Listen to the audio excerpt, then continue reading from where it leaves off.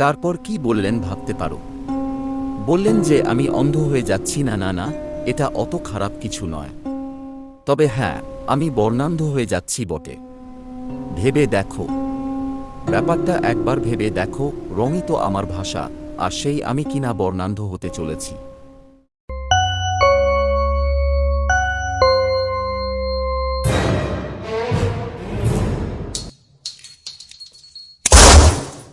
আমার চ্যানেলে সবাইকে স্বাগতম।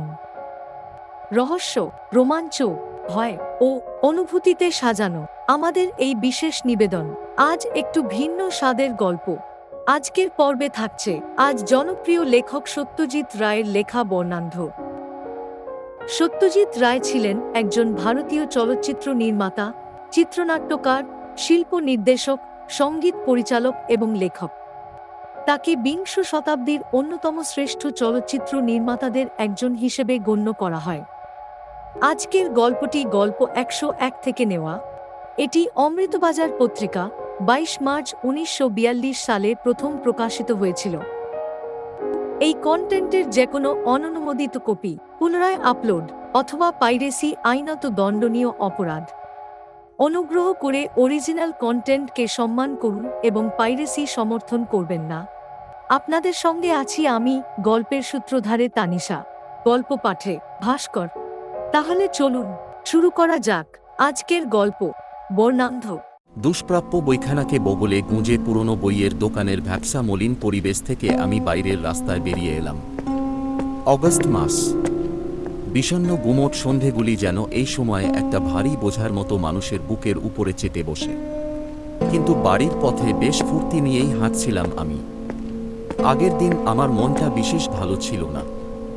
বুঝতে পারছিলাম যে ইতিমধ্যে সেই মনমরা ভাবটাও দিব্যি কেটে গেছে। কেনই বা কাটবে না?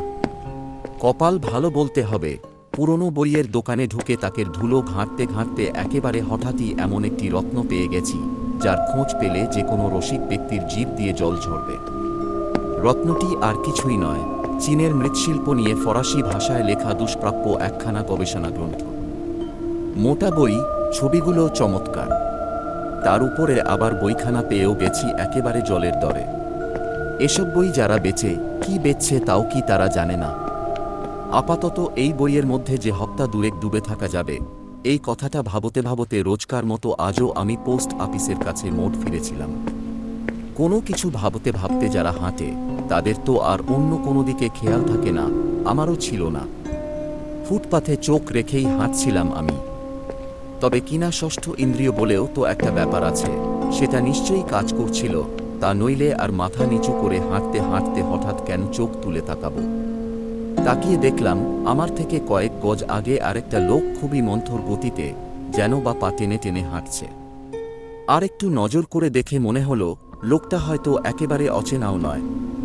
ঝুঁকে পড়ে হাঁটার এই ভঙ্গিটা আমি চিনি। আমার এক ঘনিষ্ঠ বন্ধু ঠিক এইভাবেই হাঁটত। কিন্তু সেই বন্ধুটির সঙ্গে তো বছর 10 হলো কোনো যোগাযোগই আমার নেই। লোকটি সত্যি আমার সেই বন্ধু কিনা সে বিষয়ে নিশ্চিত হবার জন্য তাড়াতাড়ি পা চালিয়ে আমি তার কাছে গিয়ে দাঁড়ালাম। হ্যাঁ, দীর্ঘকাল যার সঙ্গে কোনো যোগাযোগ ছিল না, সেই বন্ধুটিই বটে। চেহারা আর সেই আগের মতো নেই, শরীর একেবারেই ভেঙে গেছে, তবে চেনা যায়। কাঁধে হাত রাখতে সে চমকে আমার দিকে ঘুরে দাঁড়াল। কি ভীষণ পাল্টে গেছে আমার বন্ধুটি, এ তো ভাবাই যায় না। আগে তাকে যা দেখেছি, এখন সে যেন তার ছায়া মাত্র। আমাকে দেখে আবেগে সে কথাই বলতে পারছিল না। আমার অবস্থাও তথৈবচ। কাছেই একটা চায়ের দোকান। বন্ধুটিকে টেনে নিয়ে আমি সেই দোকানের মধ্যে ঢুকে পড়লাম। তারপর এমন একটা কোণ বেছে নিয়ে সেখানে গিয়ে বসলাম, যেখানে আলো তো জোরালো নয় আর পরিবেশটাও একটু নিরিবিলি। আমাদের কারো মুখেই কোনো কথা সরছিল না। চা খেতে খেতে অতীতের কথা মনে পড়ল আমার। একই স্কুলে পড়তাম আমরা, তারপর একই কলেজে। সেই সময়েই যে আমরা পরস্পরের খুব ঘনিষ্ঠ হয়ে উঠেছিলাম, তার কারণ আমরা দুজনেই ছিলাম শিল্পপ্রেমিক। যখন আমরা কলেজের ছাত্র, তখনই দেখতাম যে ক্যানভাসের উপরে রঙের তুলি বুলোতে বুলোতে কত অনায়াসে সে একটার পর একটা আশ্চর্য ছবি তৈরি করে তোলে। আমি ছিলাম তার সমালোচক, নির্ভীক নিরপেক্ষ সমালোচক। আমার পক্ষে যতটা সম্ভব খুঁটিয়ে খুঁটিয়ে তার ছবিগুলিকে দেখতাম আমি, তারপর যা মনে হতো খোলাখুলি বলতাম। রঙের ব্যবহারে তার দক্ষতা ছিল অসাধারণ, মনে হতো সে যেন রঙের জাদুকর। পুরো ব্যাপারটা কি দাঁড়াবে, যেন সেসব গ্রাহ্যের মধ্যে না এনেই এমন নির্লিপ্ত অথচ নিশ্চিত ভঙ্গিতে সে ক্যানভাসের উপরে রং চড়িয়ে যেত যে আমি অবাক হয়ে যেতাম। অথচ প্রতিটি ক্ষেত্রে তার পুরো কাজটাও হতো অসাধারণ। কিন্তু, এবং এই কিন্তুটা খুবই তাৎপর্যময়, একালের তাবৎ প্রগতিশীল তরুণ বুদ্ধিজীবীর মতো সেও ছিল বামপন্থী। আর শিল্পের ক্ষেত্রে বামপন্থী হওয়ার যে পরিণাম, তার বেলাতেও তার কোনো ব্যতিক্রম হয়নি। এখানে তখন আইসি রক্ষণশীলরাই তো দলে ভারী, তাদের কাছে সে একেবারে অচ্যুত হয়ে গেল। এটা কোনো আশ্চর্য ব্যাপার নয়, এরকম যে হবে তা তো জানাই ছিল। ব্যাপারটাকে সে তাই ধর্তব্যের মধ্যে আনল না, এটাকে পুরোপুরি উপেক্ষা করে সে এঁকে যেতে লাগল তার ছবি। একমাত্র আমিই জানি যে এরপর থেকে একাডেমির নামগন্ধ সে সহ্য করতে পারত না। শিল্পের ব্যাপারে তার প্রগতিশীল মতামতগুলি কিন্তু আমি খুবই সমর্থন করতাম। তার কারণ আমিও এক্ষেত্রে ছিলাম পুরোপুরি আধুনিক। তার তাবৎ ছবির পিছনে যে একটা সজীব মন কাজ করে যাচ্ছে সেটা আমি বুঝতে পারতাম। বুঝে খুশিও হতাম খুব। আমার মনে পড়ে যে একবার সে তার ছবির এক প্রকাশ্য প্রদর্শনীর আয়োজন করেছিল, কিন্তু দর্শক একেবারেই না আসায় সেটা খুবই করুণ একটা তামাশার ব্যাপার হয়ে দাঁড়ায়। তারও পুরোপুরি মোহভঙ্গ হয়। সে বুঝতে পারে যে সাধারণ দর্শক সমাজের শিল্পবুদ্ধি এখনও অতি নিচু স্তরে আটকে আছে, তার উপরে আর উঠতে পারছে না। এরপর থেকে সে তার স্টুডিওর মধ্যেই প্রদর্শনীর আয়োজন করত। অধিকাংশ ক্ষেত্রে দেখা যেত যে একমাত্র আমিই তার দর্শক, আমিই তার সমালোচক। সে শিল্পী আর আমি তার শিল্পের অনুরাগী, যেন পরস্পরের পরিপূরক আমরা দুজনে। এইভাবে আমাদের জীবন নেহাত মন্দ কাটছিল না। টাকা রোজগারের কোনো গরজ ছিল না তার। বাবা ছিলেন খ্যাত ব্যবসায়ী, ছেলের জন্য বিস্তর টাকাকড়ি তিনি রেখে গেছেন, সুতরাং ছবি এঁকে টাকা রোজগার করতে হবে এমন কথা তাকে ভাবতে হয়নি। আর তাই আর্ট ফর আর্টস সেক অর্থাৎ কলাকৈবল্যের হয়েই দিব্যি সেদিন কাটাতে পারছিল। আমার অবস্থা অন্যরকম। যে কলেজে পড়তাম, জুয়েট হবার পরে সেখানেই আমি লাইব্রেরিয়ানের চাকরিটা পেয়ে যাই। খুব একটা ভালো চাকরি, কিন্তু তা নাই হোক, আমার শিল্পচর্চায় তো এর দ্বারা কোনো ব্যাঘাত ঘটছে না, এতেই আমি খুশি। যেটা বছর তার ঘনিষ্ঠ সান্নিধ্যে কাটাই, তারই মধ্যে তাকে আমি অতি দ্রুত এক পরিণত শিল্পী হয়ে উঠতে দেখেছিলাম, যা দিয়ে একজন সত্যিকারের প্রতিভাসম্পন্ন শিল্পীকে চেনা যায়। সেই লক্ষণগুলি ইতিমধ্যেই অতি স্পষ্টভাবে ফুটে উঠছিল তার কাজে। আমি বুঝতে পারছিলাম শিল্পকলার জগতে শ্রেষ্ঠ এক বহুমুখী প্রতিভা হিসাবে হঠাৎই সে বিখ্যাত হয়ে উঠবে। তার আর দেরিও বিশেষ নেই। সাগ্রহে সেই দিনটির জন্য অপেক্ষা করছিলাম আমি। কিন্তু আমি ভুল করেছিলাম, ভীষণ ভুল করেছিলাম। হঠাৎই এমন একটা ঘটনা ঘটে যায় যা ঘটবে বলে আগে বুঝতে পারিনি। পরস্পরের কাছ থেকে দূরে সরে যাই আমরা। এমন একটা জায়গায় সে চলে যায়, খ্যাতি, শিল্প, এমনকি আমাদের এই চেনা জগতের সঙ্গেও যার ব্যবধান অতি দুস্তর। ব্যাপারটা শুরু হয়েছিল নিছক ঠাট্টা তামাশার ভিতর দিয়ে। সন্ধ্যের দিকে প্রায়ই তার ফ্ল্যাটে আমি আড্ডা দিতে যেতাম। বছর 10 আগে জানুয়ারির এক সন্ধে সেই রকম আড্ডা দিতে গিয়েছি। মায়োপিয়ায় ভুক্ত বলে সন্ধ্যের দিকে সে ছবি আঁকার কাজ বড় একটা করত না। সেদিন কিন্তু সে বেশ বড় একটা ক্যানভাসে খুব বিভোর হয়ে রং ধরাচ্ছিল। কাজটা এতই তন্ময় হয়ে করছিল যে আমি যে ঘরে ঢুকেছি তাও সে টের পায়নি। কৌতূহলী হয়ে আমি ইজেলটাকে দেখ বলে তার পিছনে গিয়ে দাঁড়াই।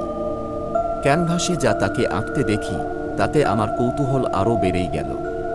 পৃথুলা, লাস্যময়ী একটি নারী মূর্তি, এমনভাবে আমার বন্ধুটি তাকে এঁকে চলেছে যে রেনোয়ার ছবির কথা মনে পড়ে যায়। মনে হচ্ছিল সে যেন তার সমস্ত কামনা ওই ছবির মধ্যে উজাড় করে দিচ্ছে। গলাটাকে খাঁকড়ে নিয়ে জিজ্ঞেস করি, ছবিতে যাকে লীলায়িত ভঙ্গিমায় দেখা যাচ্ছে তিনি কে? এ কি তার কল্পনার নারী নাকি বাস্তব? আমার দিকে চোখ ফিরিয়ে এসে হাসল, ইঙ্গিতপূর্ণ হাসি।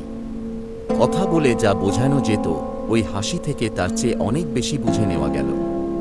একটু চাপাচাপি করতেই বেরিয়ে পড়ল আসল কথাটা। আমার বন্ধুটি যে প্রেমে পড়তে পারে আগে তা ভাবিনি। না ভাবাটা ভুল হয়েছিল। মহিলাটিকে প্রথমবার দেখেই সে যে চলে গিয়েছিল সেটা বোঝা গেল। এও বুঝলাম যে নিজেকে সামলে নেবার কোনো চেষ্টাই সে করেনি, ফলে তাকে এখন হাবুডুবু খেতে হচ্ছে। সবটা শুনে প্রথমে বেশ মজাই লেগেছিল আমার। তাকে সে কথা বললামও। আসলে তখনও আমি ঠিক বিশ্বাস করে উঠতে পারছিলাম না যে ছেলে ধরাই যেসব মেয়ের স্বভাব, আমার এই বন্ধুটি শেষ পর্যন্ত তাদেরই একজনের খপ্পরে পড়তে পারে। কিন্তু তাই ঘটে গেল। আসলে যা ঘটল তা আরও অনেক বেশি মারাত্মক। সত্যি বলতে কি, ব্যাপারটা যে এতখানি গড়াবে তা আমি ভাবতে পারিনি। সপ্তাহখানেক বাদে আমার বন্ধুটির কাছ থেকে একখানা চিঠি পাই। তাড়াহুড়ো করে লেখা চিঠি। তাতে সে জানাচ্ছে যে কাল আমাদের বিয়ে হয়ে গেছে, এখন আমরা যাচ্ছি অখ্যাত এক দ্বীপে, তবে সেখান থেকে চিঠি লিখব। সেসব চিঠিপত্র কখনো পাইনি। তার বদলে হঠাৎই একদিন এমন একটা খবর আমার চোখে পড়ে যে আমি চমকে যাই। মৃত্যুর খবর। বন্ধু পত্নী মারা গেছেন। সাঁতার কাটতে গিয়ে তিনি মারা যান। খবর পড়ে ভাবতে থাকি যে আমার বন্ধুটি এখন কি করছে, কি হলো তার। ভেবে ভেবে কুল পাই না। এই একটা বদ্ধমূল বিশ্বাস আমার ছিল যে সুবুদ্ধির উদয় হলেই সে আবার ফিরে আসবে। কিন্তু বছরের পর বছর যায়, সে আর ফেরে না। আমিও ফের শিল্প নিয়ে পড়াশোনা করতে লেগে যাই, তবে কিনা একেবারেই একা একা। এতদিন বাদে সেই মানুষটি আবার ঘরে ফিরেছে। বিষণ্ণ, গম্ভীর, শীর্ণ একটি মানুষ। এ যেন সেই মানুষ নয়, তার প্রেতমূর্তি। স্ত্রীকে সে যে এত গভীরভাবে ভালোবাসত, তার মৃত্যুতে যে সে এত শোকাবহভাবে পাল্টে যাবে তা তো আমি ভাবতেও পারিনি। বন্ধুটি তার চায়ের পেয়ালায় চুমুক দিচ্ছে, আর আমি তাকে দেখছি। আগে সে কত উজ্জ্বল, কত প্রাণবন্ত ছিল, আর আজ সেই উচ্ছলতা, সেই টগবগে ঘুরতির ভাবটাকেই কে যেন তার ভিতর থেকে নিন্দে বার করে নিয়েছে। বন্ধুটির বয়স তো ৩৫-এর বেশি হবে না, অথচ তাকে দেখাচ্ছে যেন এমন এক প্রৌঢ়ের মতো যার শরীর স্বাস্থ্য একেবারে ভেঙে গেছে। এই অবস্থায় কথাবার্তা শুরু করা খুবই শক্ত ব্যাপার, তবু আমাকেই সেটা শুরু করতে হলো। জিজ্ঞেস করলাম কবে সে ফিরেছে। আজই সকালে। কথার মধ্যে প্রাণের কোনো স্পর্শ নেই। কোথায় উঠেছে? তার সেই আগের ফ্ল্যাটে। এবারও সে একই রকমের নিষ্প্রাণ গলায় বলল না। আরও কিছু প্রশ্ন করে যা জানা গেল তা এই যে তার অবস্থা মোটেই সুবিধের নয়। টাকা পয়সা কিছু নেই। যেটুকু যা ছিল ফেরার ভাড়া জোগাড় করতেই তা ফতুর হয়ে গেছে। সারাদিনে তার পেটে কিছু পড়েনি। এখানে তার কোনো আশ্রয়ও নেই। রাতটা যে কোথায় কাটাবে তাও সে জানে না। তাকে আমি আমার ফ্ল্যাটে এনে তুললাম। একদিন যে ছিল আমার ঘনিষ্ঠতম বন্ধু, এটুকু তো তার জন্য করতেই হবে। কিন্তু তারপরেও তার কোনো পরিবর্তন হলো না। পথের মধ্যে হঠাৎ যখন দেখা হয়, তখন যেমন দেখেছিলাম সেই রকমই রয়ে গেল সে। চুপচাপ কি যেন ভাবে। প্রাণের কোনো সাড়া মেলে না। ঘুমও কম, খায় আরও কম, কথাও বিশেষ বলে না। অথচ আমি তো তাকে সেই আগের মতো স্বাভাবিক অবস্থায় ফিরিয়ে নিতে চাই। ফেরানো যাতে সম্ভব হয় তারই জন্য যা কিছু শিল্প সামগ্রী এতদিন ধরে একটি একটি করে আমি জোগাড় করেছি, তার সব কিছু তার সামনে সাজিয়ে ধরি আমি। ভাবি এসব দেখলে হয়তো তার শিল্পীমন আবার জেগে উঠবে। কিন্তু কোথায় কি, শিল্পের নাম শোনামাত্র এমন বিরক্তি ভরে সে ফিরিয়ে নেয় তার মুখ যে আমি হাল ছেড়ে দিতে বাধ্য হই। ভাবি যে আস্তে আস্তে সে সেরে উঠবে, এখন চুপচাপ অপেক্ষা করা ছাড়া উপায় নেই। এরই মধ্যে একটা সুযোগ এসে যায়। তাতে মনে হয় যে তাকে স্বাভাবিক অবস্থায় ফিরিয়ে আনার একটা শেষ চেষ্টা করে দেখা যেতে পারে। শিল্প নিয়ে ইতিমধ্যে আর মাথা ঘামাতে পারিনি। লাইব্রেরিতে খুব কাজের চাপ যাচ্ছিল, তবু এই সময় হঠাৎই একদিন একটা পোস্টারের উপরে চোখ পড়তে আমার সেই পুরনো ভাবনাটা আবার চাগার দিয়ে ওঠে। গ্যালারির কর্তৃপক্ষ তাদের ঐতিহ্য অনুযায়ী ফরাসি চিত্রকলার এক প্রদর্শনীর আয়োজন করেছেন। সেখানে সেজান ও তার পরবর্তী শিল্পীদের ছবি দেখানো হবে। পোস্টারটা দেখেই পুরনো দিনের কথা আমার মনে পড়ে গেল। সেই সব দিনের কথা যখন গ্যালারির দেয়ালে টানানো বিখ্যাত সব ছবির দিকে আমরা দুই বন্ধু মিলে ঘণ্টার পর ঘণ্টা মুগ্ধ বিস্ময়ে তাকিয়ে থাকতাম। বন্ধুটি আমাকে ছেড়ে যাবার পরেও একা আমি ফি বছর তাদের প্রদর্শনী দেখতে গিয়েছি। তবে কি না, সে যখন সঙ্গে থাকত, আমার উচ্ছ্বসিত প্রশংসা শুনে সেও কিছু মন্তব্য করত। সেই সময়কার আনন্দই ছিল আলাদা রকমের। পরে একা গিয়ে আর তেমন আনন্দ পাইনি। ফ্ল্যাটে ফিরে দেখলাম শূন্য চোখে ঘরের সিলিংয়ের দিকে তাকিয়ে একটা ইজি চেয়ারে চুপ করে সে বসে আছে। পা দুটি সামনে ছড়ানো, দুহাত দুদিকে ঝুলছে। বেশি কথার মধ্যে না গিয়ে তাকে প্রদর্শনীর খবর দিলাম। বললাম, গ্যালারি তো আবার সবাইকে মাতিয়ে দেবার ব্যবস্থা করেছে। ভেবেছিলাম অন্তত এই কথাটা শুনে তার ভাবান্তর হবে, কিন্তু হলো না। কি বললে? সেই একই রকমের শূন্য চোখে আমার দিকে তাকিয়ে সে জিজ্ঞেস করল। গোটা ব্যাপারটা অতএব খুলে বলতে হলো। গ্যালারিতে প্রদর্শনী হচ্ছে 19 শতকের শেষ থেকে 20 শতকের ফরাসি চিত্রকলা।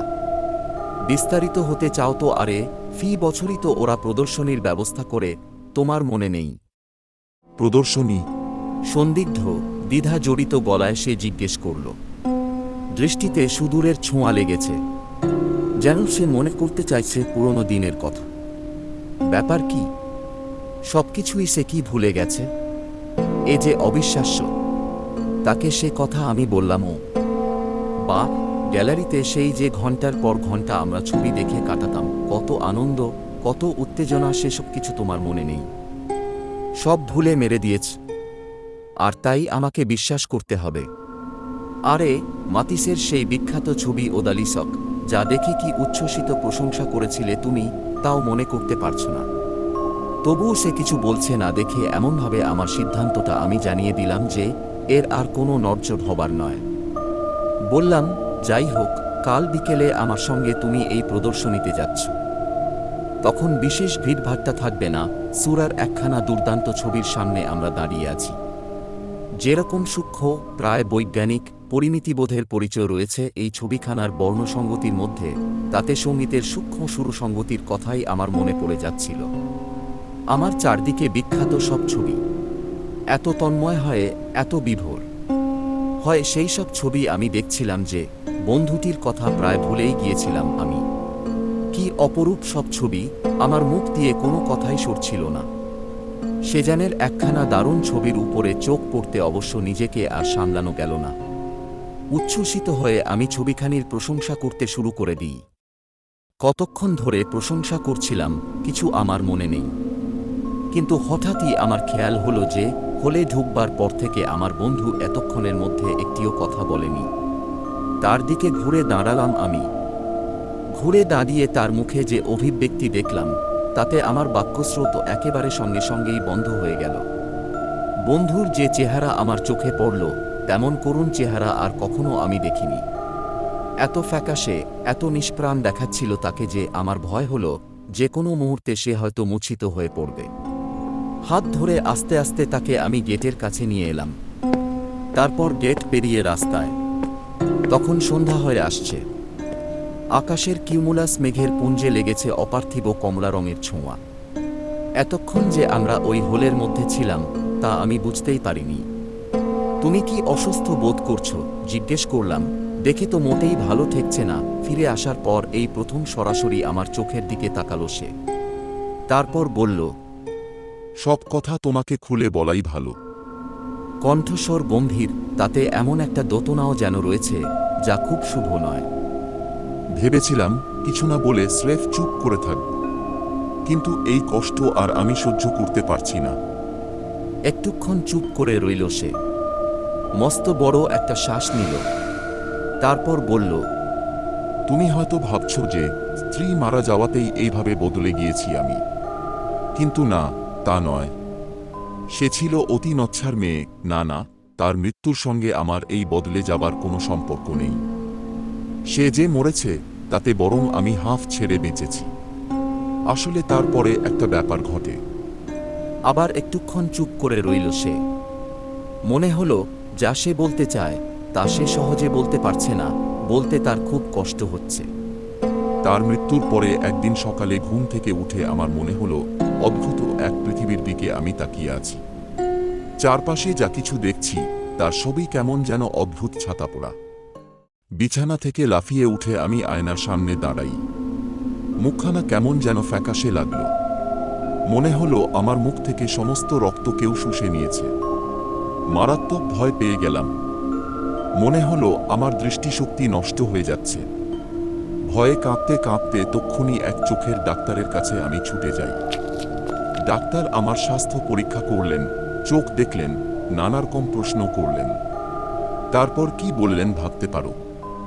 বললেন যে না, আমি অন্ধ হয়ে যাচ্ছি না, না না, এটা অত খারাপ কিছু নয়। তবে হ্যাঁ, আমি বর্ণান্ধ হয়ে যাচ্ছি বটে। ভেবে দেখো, ব্যাপারটা একবার ভেবে দেখো, রঙই তো আমার ভাষা, আর সেই আমি কিনা বর্ণান্ধ হতে চলেছি। কি ভাবছো তুমি? ভাবছো আমি দুর্বল? ভাবছো যে ভাগ্যের চাকার তলায় সেই জন্যই আমি খুঁড়িয়ে গেছি? নিজের কথা বলতে পারি, আমি যে আত্মহত্যা করিনি কেন, এই কথা ভেবেই আমি অবাক হয়ে যাই। কারণটা হয়তো এই যে বাঁচতে আমার ভারী ভালো লাগে, আর নয়তো আমি ভীতু, কাপুরুষ। হয়তো সেটাই সত্যি কথা। নইলে দেখো আজ আমার কাছে জীবনের কি অর্থ, শিল্পের কি অর্থ? যে লোক ধূসর ছাড়া হরেক রকমের একঘেয়ে ধূসর ছাড়া কোনো রঙই দেখতে পায় না, সেজন্য মাতিস আর রেনোয়ার ছবিরই বা তার কাছে কি অর্থ? আপনারা শুনছিলেন আজ জনপ্রিয় লেখক সত্যজিৎ রায়ের লেখা বর্ণান্ধ। গল্পটি ভালো লাগলে অবশ্যই লাইক করুন, কমেন্ট করুন, সাবস্ক্রাইব করুন। নিজে শুনুন, বন্ধুদেরও শুনান। আবার নতুন গল্প নিয়ে খুব শীঘ্রই ফিরে আসছি। ভালো থাকুন আর গল্পের সাথেই থাকুন।